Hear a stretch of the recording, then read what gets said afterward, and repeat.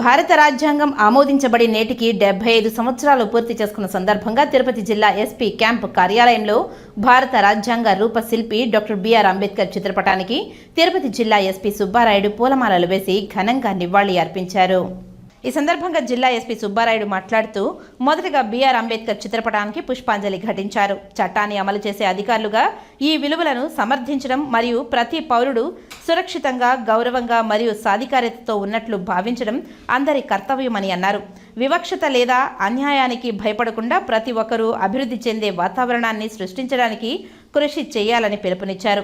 ఈ మహోన్నత సందర్భాన్ని మనం జరుపుకుంటున్నప్పుడు అందరి హక్కులు మరియు గౌరవాన్ని పరిరక్షించడంలో మన నిబద్ధతను పునరుద్ఘాటించారు. శాంతి భద్రతల పరిరక్షణకు, నేరాలను నిరోధించడానికి మరియు శాంతి మరియు సామరస్య సంస్కృతిని పెంపొందించడానికి మేము అవిశ్రాంతంగా కృషి చేస్తూనే ఉంటామని అన్నారు.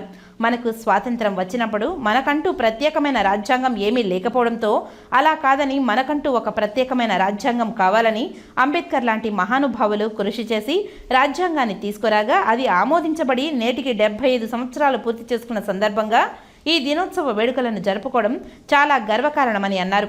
ఒక్కో మతానికి ఒక్కో పవిత్ర గ్రంథం ఉన్న మన సమాజంలో అన్ని మతాలకు ఒక తాటిపై తీసుకువచ్చి దేశం మొత్తం గర్వించి అనుసరించే పవిత్ర గ్రంథం రాజ్యాంగం ప్రపంచ దేశాల మొత్తం తల ఎత్తి చూసే విధంగా అతిపెద్ద ప్రజాస్వామ్యంగా ఏర్పడి ముందుకు వేసే మన భారతదేశంలో ఇలా నడుచుకోవడానికి ప్రధాన కారణమైన రాజ్యాంగాన్ని భారత పార్లమెంట్ ఆమోదించబడి నేటికి 75 సంవత్సరాలు పూర్తి చేసుకుందని, ఈ మహాదినాన్ని జరుపుకోవడానికి నేను కూడా గర్విస్తున్నానని అన్నారు.